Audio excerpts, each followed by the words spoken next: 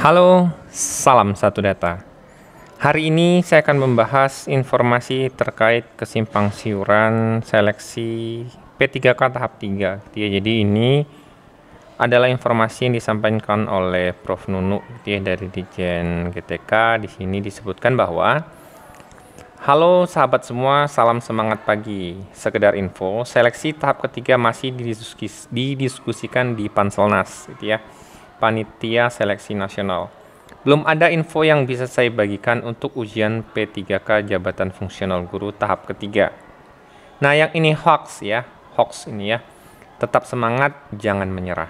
Nah, intinya adalah bahwa sampai saat ini Prof. Nunu itu menyatakan bahwa ini masih bersifat hoax Tahu hoax ini adalah belum resmi dalam artian Di sini ada kalimat tambahan tetap semangat, jangan menyerah. Ini adalah support dari Bu Nunu yang menyatakan bahwa di berita ini diambil gambar Prof. Nunu yang menyatakan bahwa ada afirmasi 5 tahun mengabdi, kemudian sekolah induk kembali menjadi prioritas, penambahan formasi agar yang sudah PG tidak ditempatkan di sekolah lain, kemudian passing grade P1, P2, P3 tidak perlu ikut tes lagi, cukup pilih formasi.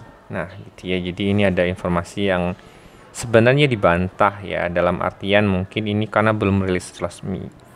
Nah, ini sendiri memang disampaikan di live streaming bersama Komisi 10 DPR ketika itu Ini oleh Pak Iwan Syahril disampaikan memang di bagian ini disebutkan bahwa guru honorer sekolah negeri telah lulus PG namun belum mendapat formasi. Nah, ini adalah tindak lanjut yang sudah dilakukan oleh dari teman-teman Kemendikbudristek Dikti dari Kemendikbud Nah, ini adalah solusinya adalah mendorong pemerintah untuk memaksimalkan pengajuan formasi karena itu nanti sudah mengambil atau menambah dana dari dana alokasi umum APADDAU tahun 2022 yang bersifat air market Dana yang penggunaannya ditentukan secara spesifik sehingga tidak dapat digunakan untuk belanja lain.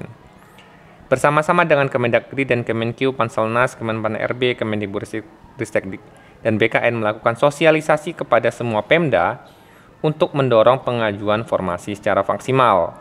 Nah, dalam artian ini di tahap-tahap selanjutnya, setelah tahap 3 dan untuk formasi baru di dalam 2002 ini akan dibuka formasi yang sebesar-besarnya karena memang anggarannya sudah ditambah di anggaran DAU ini Sudah ada surat dari Kemenkeu. Mendorong terbitnya Permenpan RB baru agar guru yang telah lulus PG mendapatkan formasi tanpa ujian kembali. Nah, ingat bahwa yang disampaikan ini baru tindak lanjutnya Ini tidak bisa diputuskan langsung oleh teman-teman dari Kemendikbudristek tetapi ini memang bersifat usulan. Jadi ada permasalahan yang memang ketika itu dibahas oleh Pak Iwan Syahril ketika rapat dengan Komisi 10 DPR dan ini adalah solusi yang ditawarkan dalam bentuk tindak lanjut. Nah, ini kita lihat sebentar. Terus kita juga menerima banyak sekali masukan-masukan dari berbagai pihak dan kita melihat sebenarnya seperti tadi saya sampaikan jika Pemda mengajukan formasi secara maksimal 1 juta formasi, maka sebenarnya formasi itu berlebih 250.000 atau sekitar 25% dari guru honorer existing. Jadi sebenarnya formasi itu jauh lebih banyak daripada guru honorer yang ada di lapangan.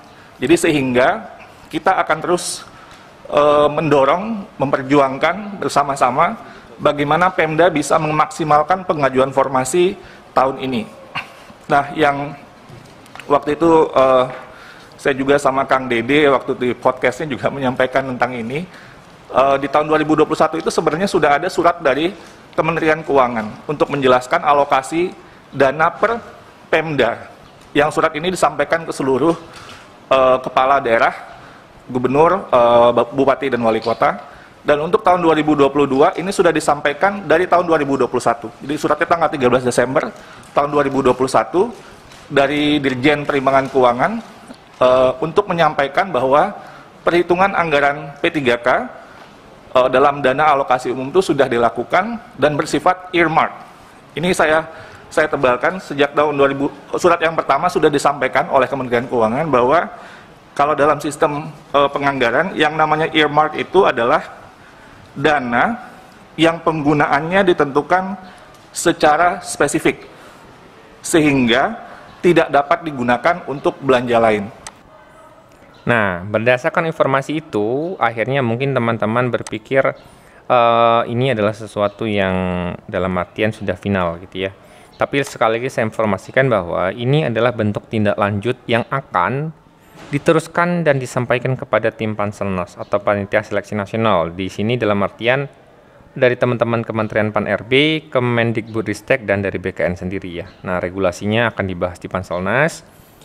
Kemudian terkait informasi satu lagi adalah hasil dari live streaming ya, yang menyatakan bahwa ini adalah kesimpulan dari Komisi 10 DPR bersama teman-teman dari penyelenggara pendidikan Indonesia yang memberikan masukan juga kepada Panselnas bahwa akan menempatkan GTK yang lulus pada seleksi P3K di sekolah asal sehingga proses belajar mengajar dan kegiatan lain tetap berlangsung dan tidak terputus.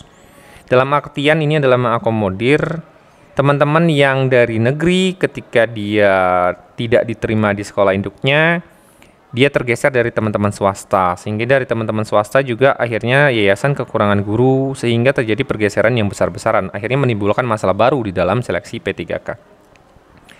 Nah, terkait dua informasi ini disampaikan Bu Nunu juga bahwa sejauh ini kita tidak bisa bilang bahwa ini 100% salah karena memang sudah diwacanakan, tetapi kita tidak bisa bilang ini 100% benar karena belum mendapat persetujuan resmi atau sudah dalam bentuk juknis yang diatur oleh Panselnas gitu ya. Jadi kita tunggu saja buat teman-teman, fokuskan saja untuk ke persiapan seleksi tahap ketiga. Silakan dipelajari dengan baik untuk pemilihan informasi, kemudian ikuti fokuskan diri untuk mengikuti pembelajaran yang baik sehingga ketika tes dapat dinyatakan lulus dengan nilai skor yang maksimal gitu ya. Jadi demikian informasi yang bisa saya sampaikan sejauh ini. Kita tunggu informasi selanjutnya secara resmi terkait bagaimana mekanisme untuk seleksi P3K tahap selanjutnya. Tetapi kita berdoa semoga kebijakan ini dapat mengakomodir teman-teman baik di sekolah negeri maupun di sekolah swasta ya, sehingga tidak ada perpecahan di antara kita sebagai seorang guru. Semoga ini menjadi kabar baik bagi kita semua di tahun ini dan tahun ke depannya. Semoga pemerintah dapat mengakomodir keinginan kita semua. Salam satu data.